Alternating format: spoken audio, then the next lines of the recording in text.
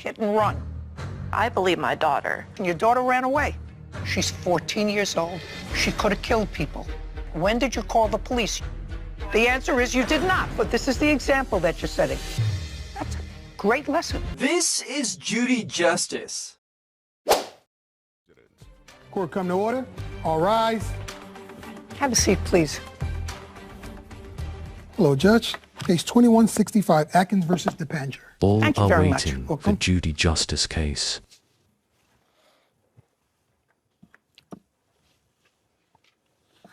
Tell me your first name. Destiny. How old are you, Destiny? I'm 14. And you don't have a driver's license. No, ma'am. So you know you're not allowed to drive a car? Yes, I do. You took your mother's car without permission. I did. You were with a girlfriend, Yes, ma'am. who also is your age. Mm-hmm. Uh-huh is not an answer. Yes, ma'am. And you stole your mother's car on what date? October 7th or 8th, Where was your mother? sleeping. What time did you steal your mother's car? Around 4, 3, around that time. What? Like, I say about 3:30. I'm sorry. The morning, afternoon, or evening? In the morning, a.m. 3:30 in the morning. Yes, ma'am. And you had an accident. Yes, ma'am. You had an accident with this lady's car. Yes, ma'am. And instead of stopping, you took off, right? Yes, ma'am. And it was a bad accident. Yes, ma'am. And was the damage to the side of your car? Was the damage to the side of your car? No, ma'am. Passenger side? No, ma'am. Don't play. Passenger side? No. Driver side? No. Where was the damage to your car? The front. Front. Okay. So now that I've got the clear picture, you stole your mother's car, you have no driver's license, whatever insurance your mother had on the car would certainly not cover this accident because you're an unauthorized driver, you have no driver's license. Your mother certainly wasn't going to report you to the police for stealing her car. I don't think you did that, right? And the damage to your car was in the front. Front. You're going to tell me, but just so that I know. The damage to your car was on the side. Yes, ma'am. Of course. You see, cars don't slide together. Do you know what I mean? One car hits another. Mm-hmm. Do you understand? Yes. Is not an answer. Yes, ma'am. Better. Okay, so now we're going to go to October 8th. Yes, Okay? Your Honor. You were on your way to work? Yes, ma'am. And Miss Atkins, tell me what happened.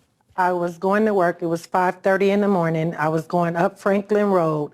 I got to Brookville Road. You were driving straight. Yes, I'm going up Franklin Road. Mm-hmm. I get to a light at Brookville Road. I make a stop because the light is red. I'm sitting at the red light.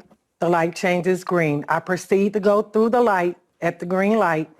The defendant is coming the opposite way from me.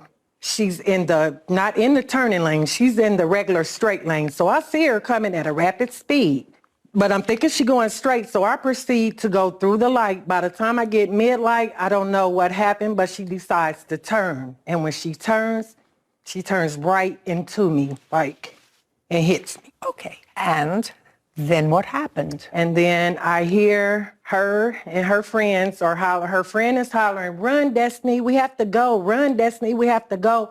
I'm still trying to get myself together, and I'm looking, and all I could do was grab my phone and dial 911 to call the police. And by that time, they were gone. And by that time, they were gone. Miss Atkins, how did you find her? We talked to the insurance company. No, wait a second. Okay. How did you find her? They took off. Oh, they took off. They took off. Her car was still at the accident. So they ran and left the car. Yes, ma'am. Oh. So my husband came. I had called my husband as well. He came to the accident scene. He took pictures of the cars and the plates, and we contacted our insurance. Our insurance gave us the name, and I went on Facebook, and I looked her up, and I seen Destiny, who I had seen run from the accident. And we found out she was hiring for a job. So inboxed her, found out where she worked, and we went to her job. You mean her mother? Her mother. Mother. My daughter inboxed you and asked you what... Don't speak to her. I'm sorry. Don't speak to her. Okay. What? Listen to me.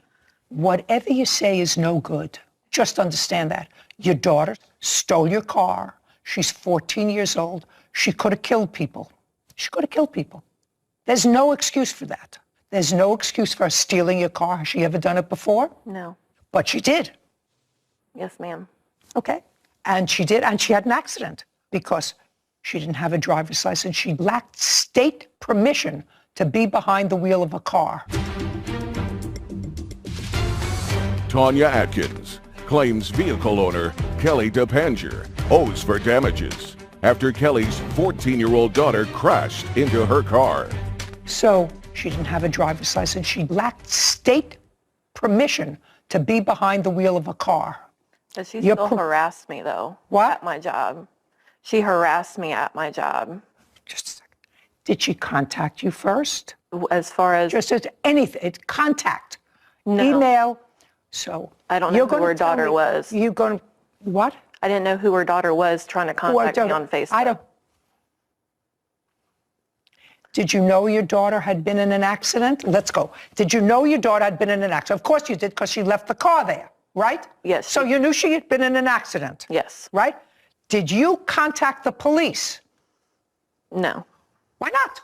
She came to the house freaking out and, in panic of her getting in an accident. And my daughter So what did you, telling just a me... second, so what did you do? What did you do? Your daughter stole your car.